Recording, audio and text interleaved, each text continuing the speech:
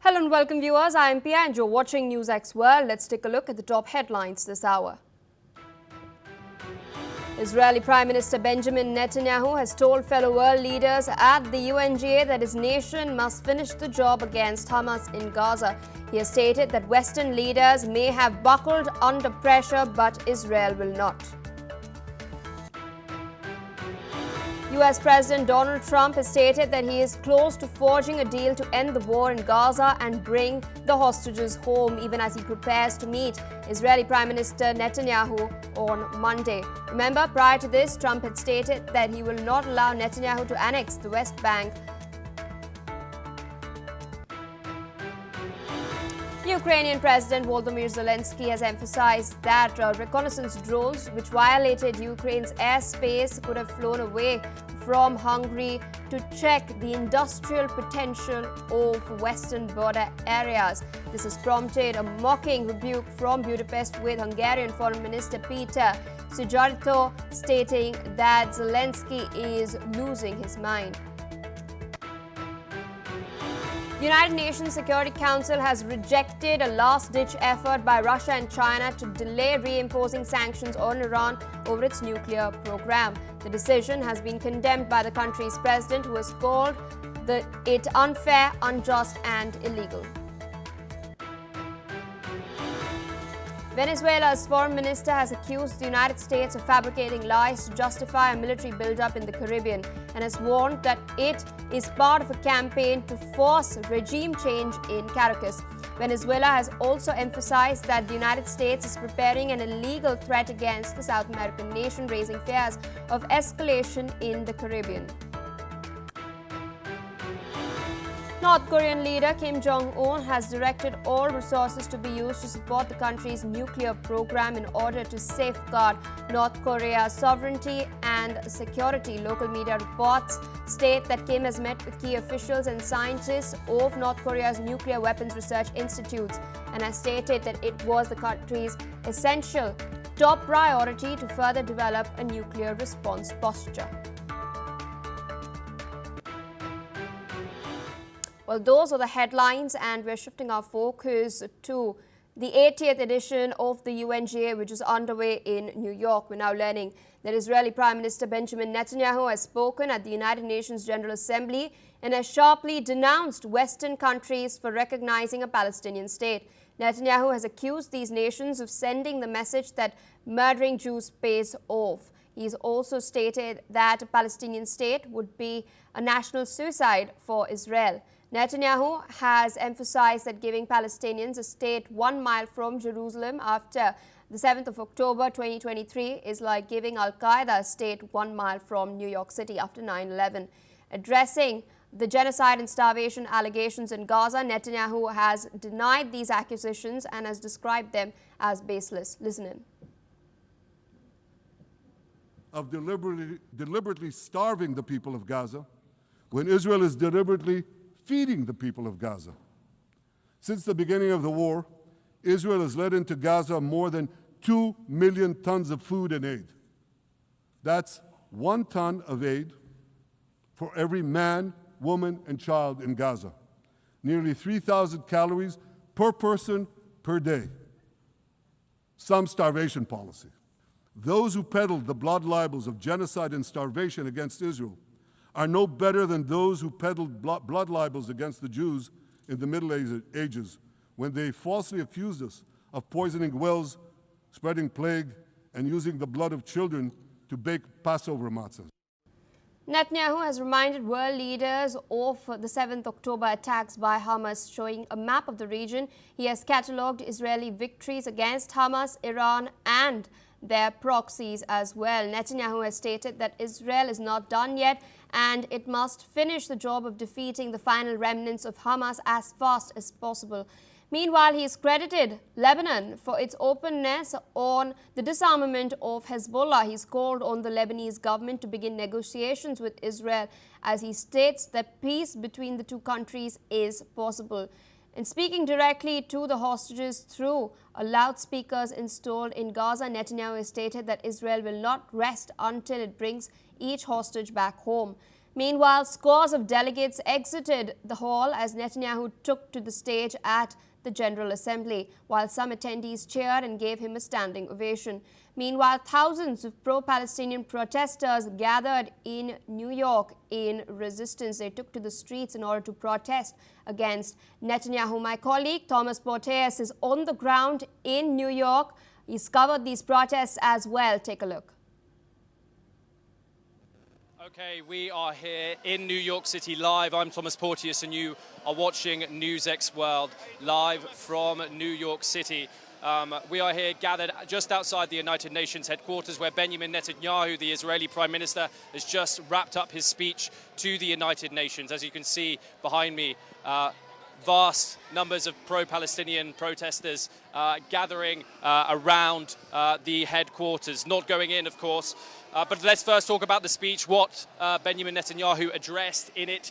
Okay, it started with a compelling scene of multiple delegations walking out of that General Assembly hall, a hugely moment in solidarity for a cause which is internationally condemned. This war in Israel has been a focal point of this General Assembly where multiple United Nations members have spoken out against. And many of those delegations walked out today as soon as Israeli Prime Minister took to that podium.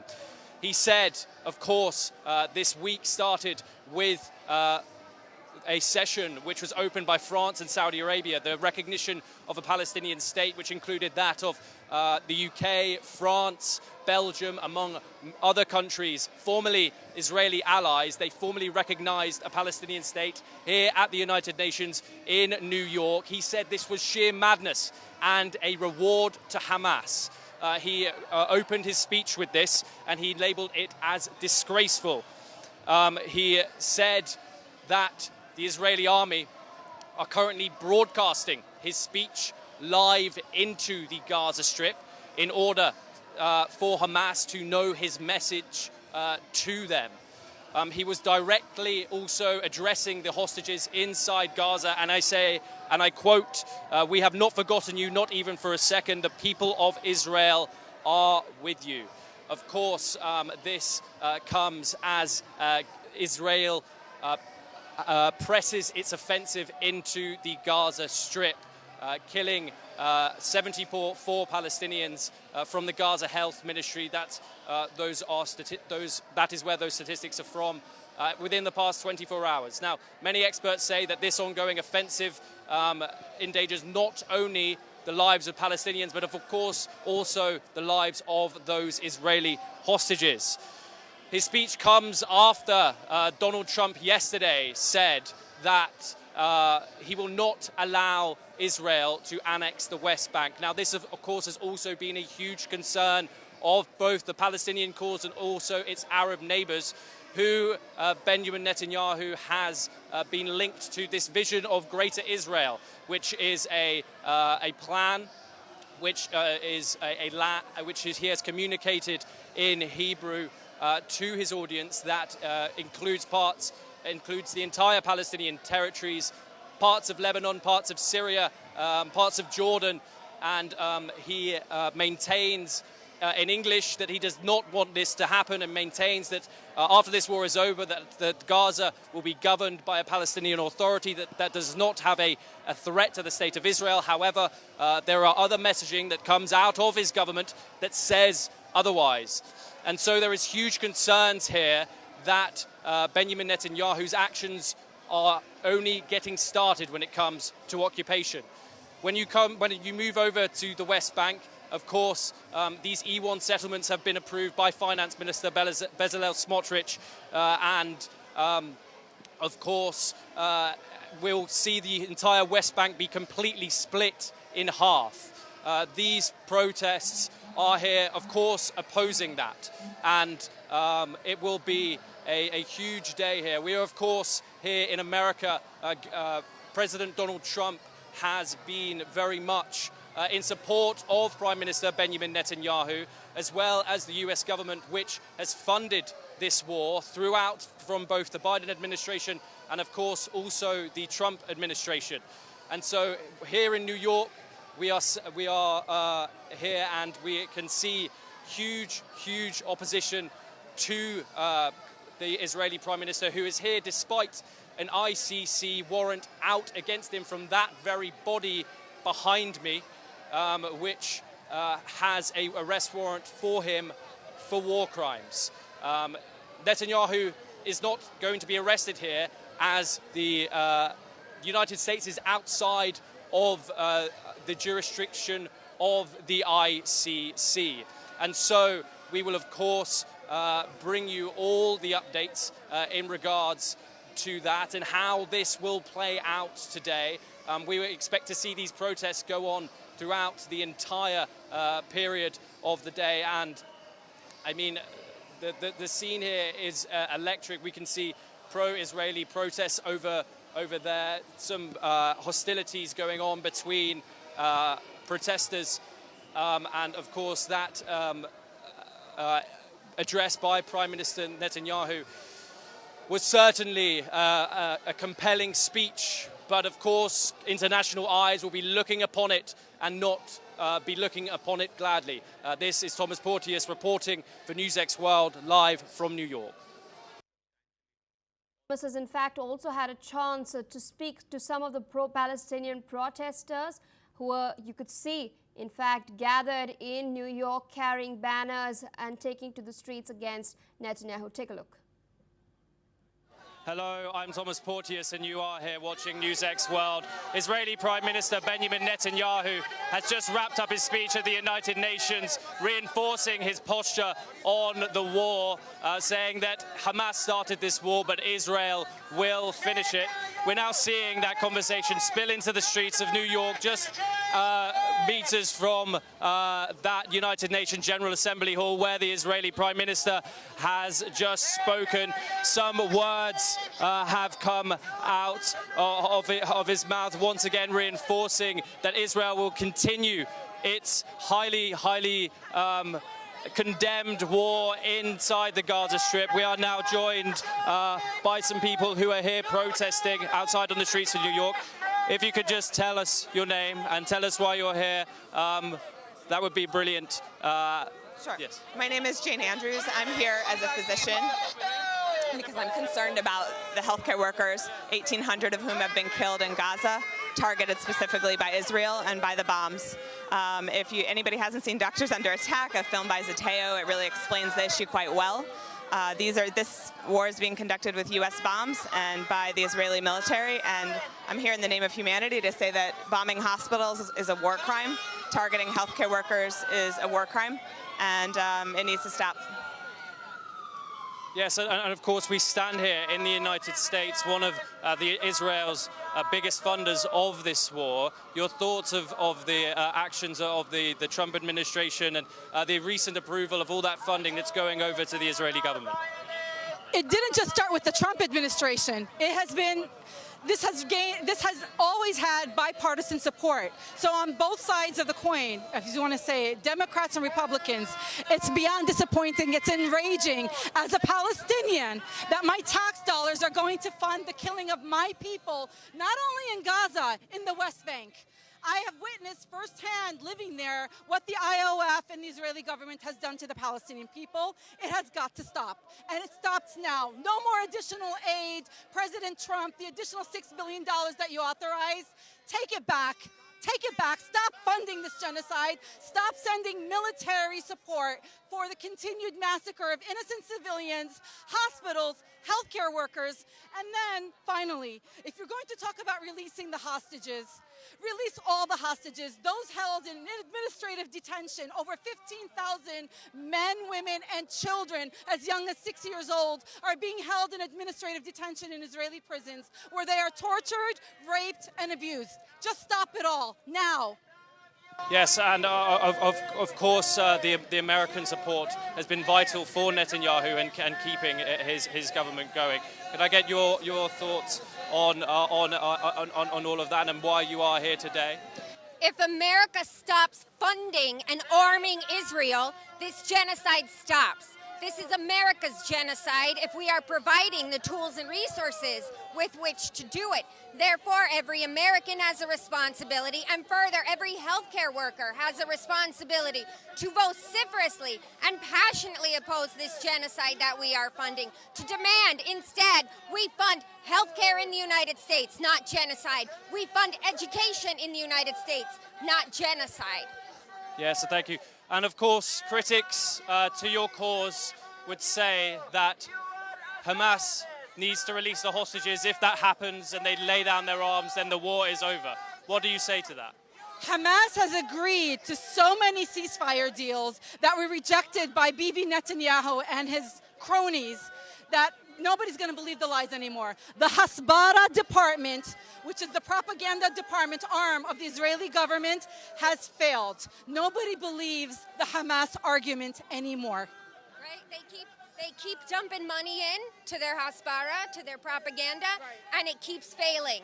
And they're just going to keep spending our money on slaughtering a besieged, unarmed civilian population, which is against the law. The laws already exist to prevent and address genocide. They're just not being enforced. Ladies, thank you very much for joining us here on the program. Pleasure to have you. Thank you. Well, there you have it. Hugely heated here on the streets of New York City. We will, of course, bring you all the updates coming out of this. It is no sign of slowing down here on the streets of New York. And thank you very much for watching us here on NewsX World. All right, you've just seen some rather dramatic scenes from New York. Meanwhile, Palestinians in Gaza have voiced anger and despair after Israeli Prime Minister Benjamin Netanyahu's address to the UNGA. Let's in fact listen in to what some of the residents have had to say. يعني احنا كنا متأملين يعني قاعد بحضر فين متأملين انه يعني كلمة هيك الدنيا انها تفك انه يصير حل يصير اي بصيص امل في المفاوضات بل انه يعني بحضر يعني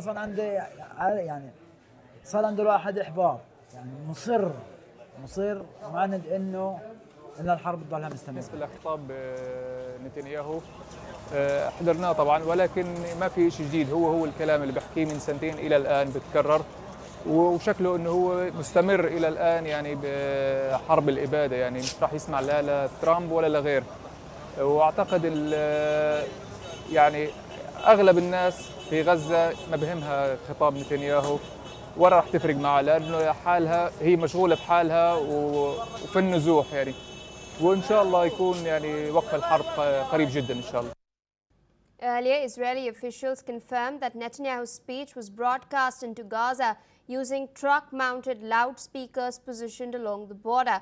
The government has stated that the effort was aimed at pressuring Hamas and addressing the roughly 50 hostages still believed to be held in Gaza. Listen in to what Netanyahu said. Now, ladies and gentlemen, I want to do something I've never done before. I want to speak from this forum directly to those hostages through loudspeakers. I've surrounded Gaza with massive loudspeakers connected to this microphone in the hope that our dear hostages will hear my message.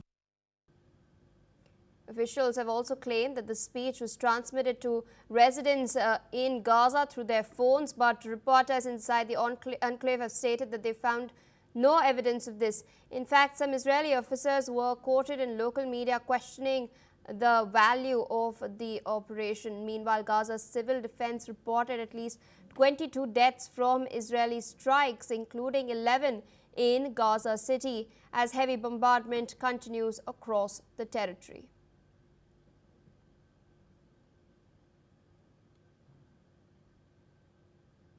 All right, viewers, more news coming in with regards to the Middle East. US President Donald Trump has stated that he believes that an agreement is close to ending the war in Gaza and securing the release of hostages. Listen in. And it's looking like we have a deal on Gaza. And we'll let you know. Mr. President. I think it's a deal that will get the hostages back. It's going to be a deal that will end the war. It's going to be a deal it's going to be peace. I think we have a deal. That'll be number 8, Peter. Not bad. Trump has added that recent discussions with Israel and Arab states have been productive and will continue for as long as necessary. He has stated that both Israel and Hamas are aware of the talks. Meanwhile, Israeli Prime Minister Benjamin Netanyahu, who addressed the UNGA, is also scheduled to meet Trump at the White House 2 days from now. At the UN, frustration over Israel's military campaign and the US support spilled into the open, with countries including Australia, Britain, Canada and France backing recognition of a Palestinian state. Netanyahu strongly rejected those moves, while Arab and other Muslim leaders accused Israel of genocide and war crimes, charges that Israel denies. With us on the broadcast is Ms. Shruti Das Gupta, international affairs expert, joining us from New Delhi. Thank you for taking out time speaking to us on NewsX World. High-octane developments coming in from New York with regards to the situation in the Middle East. Now, Trump putting out a fresh statement highlighting that they're very close to inking a peace pact. In your assessment, is such a deal on the horizon? And secondly, what are your expectations from the Trump-Netanyahu meeting 2 days from now? Greetings, Mia. Thank you so much for inviting me. I do understand that there is hope that this meeting would result in a peace pact being inked by both sides, or all sides responsible, or are stakeholders in the current war in Gaza. But I do not know whether it will actually come to fruition or not, because there are a few hard points which Hamas has repeatedly been against. And there are certain points which Israel is very, very firm on.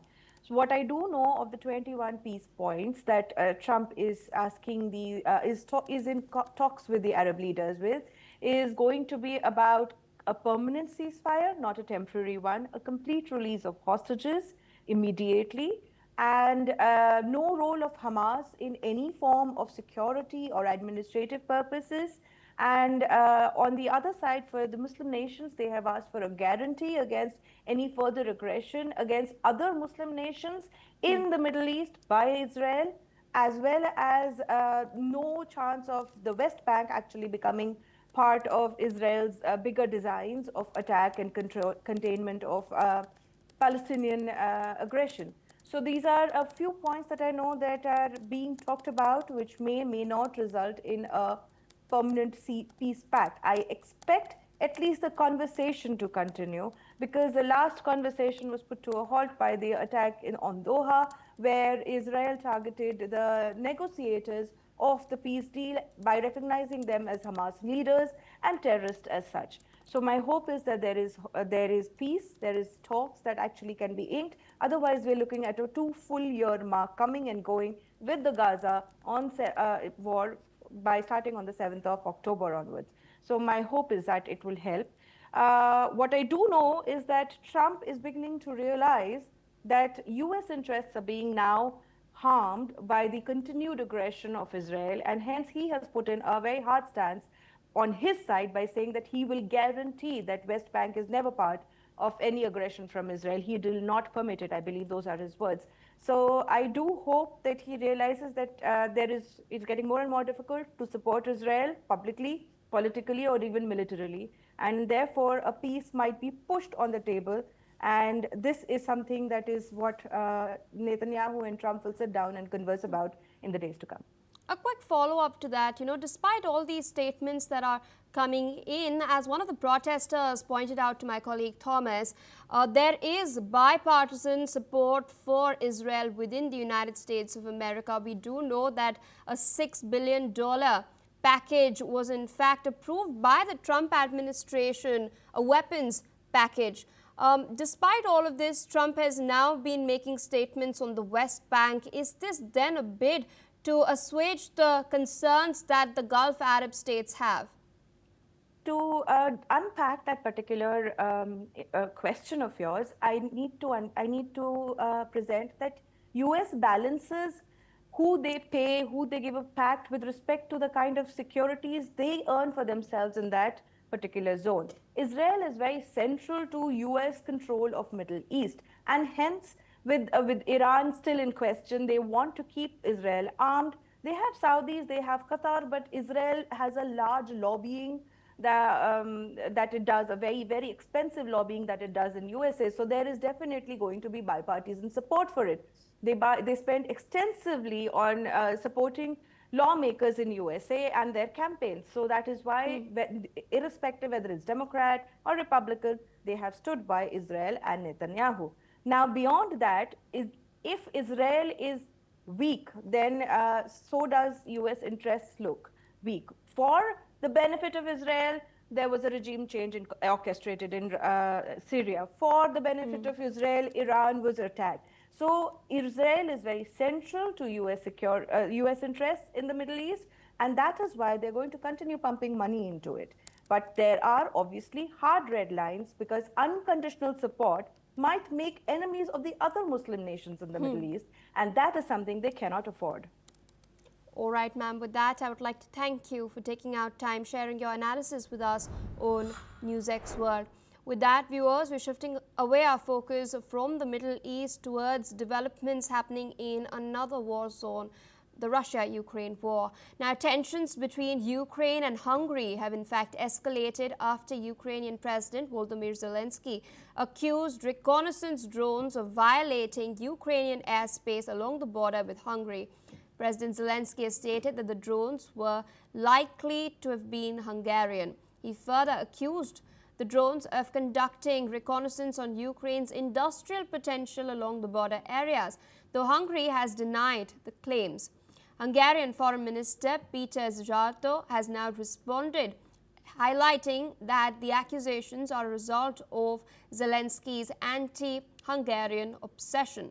Earlier, Ukraine announced that it was barring 3 Hungarian military officials from its territory in a tit-for-tat response to Budapest's ban on 3 Ukrainian officials.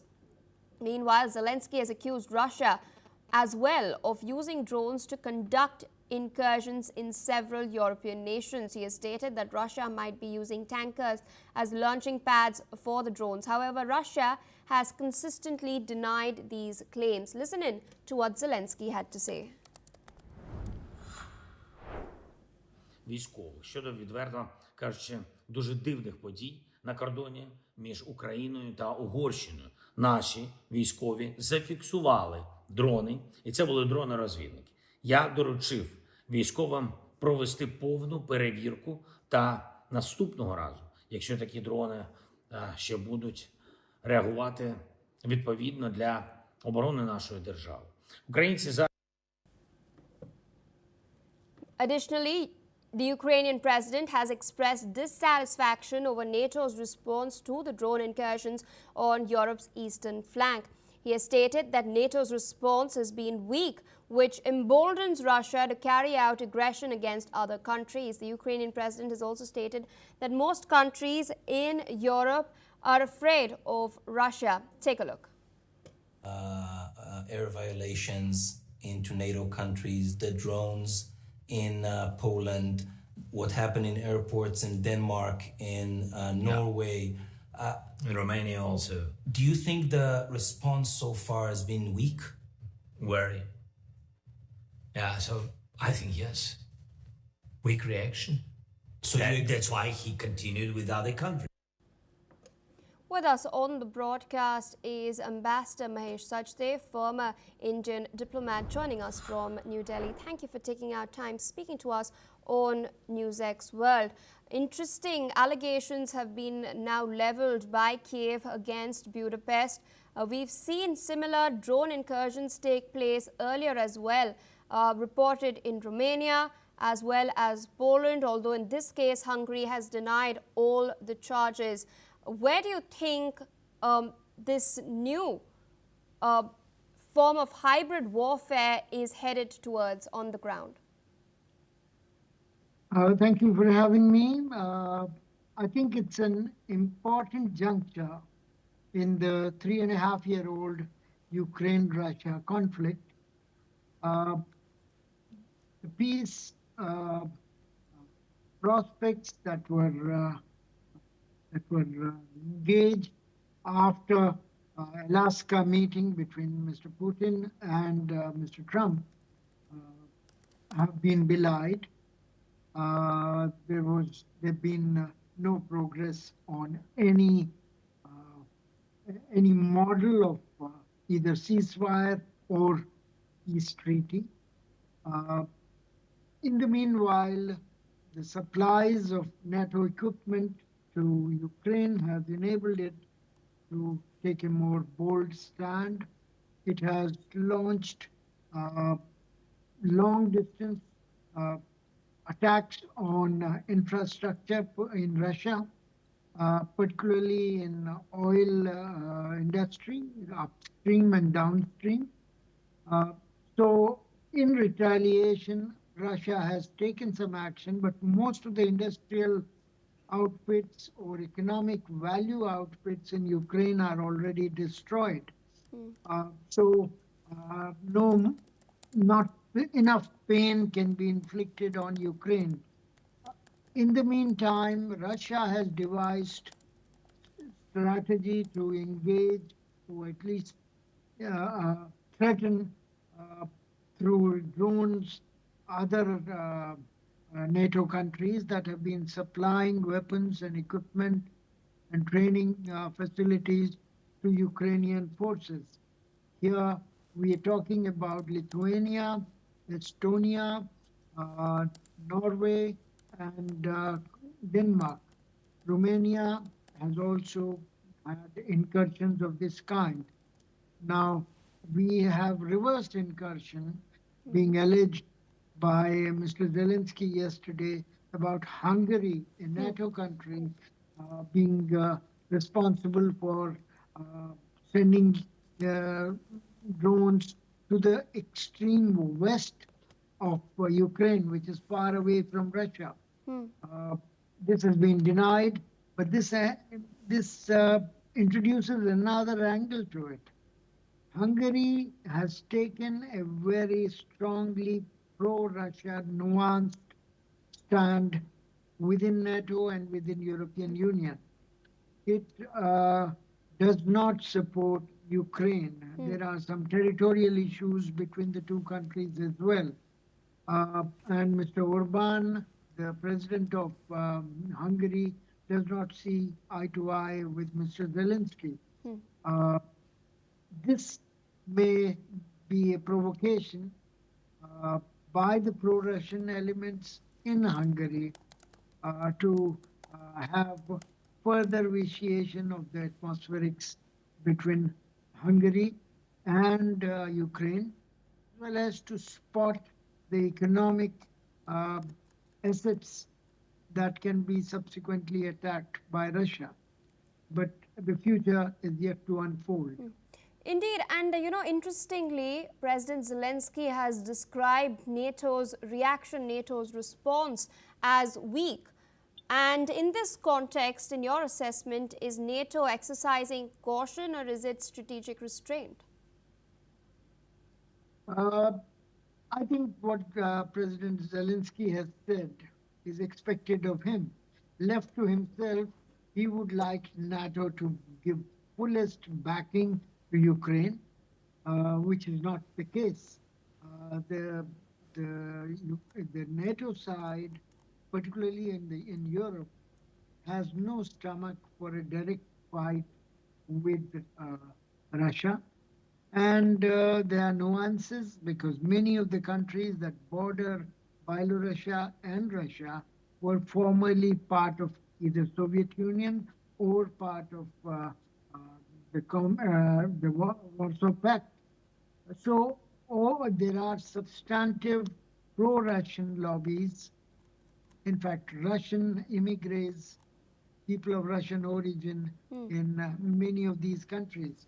Estonia, Latvia, Lithuania, for example, have up to 30% of their population which is of Russian origin. So there are possibilities in case of a direct conflict with Russia. The loyalties of these people may be suspect. Therefore, they would like to sort of avoid any provocative situation to the extent possible. And Russia has been careful to deny engagement sending these drones and so on. They've remained anonymous. Then there is also an issue of Kaliningrad, the Russian exclave on the Baltic Sea, which is not connected with Russia by land. It is surrounded by Lithuania and Poland. That little finger of a territory gives Russia a toehold in Baltic, and that is it is possible to exploit it by both sides. Russia can use it to the springboard for activities in Baltic.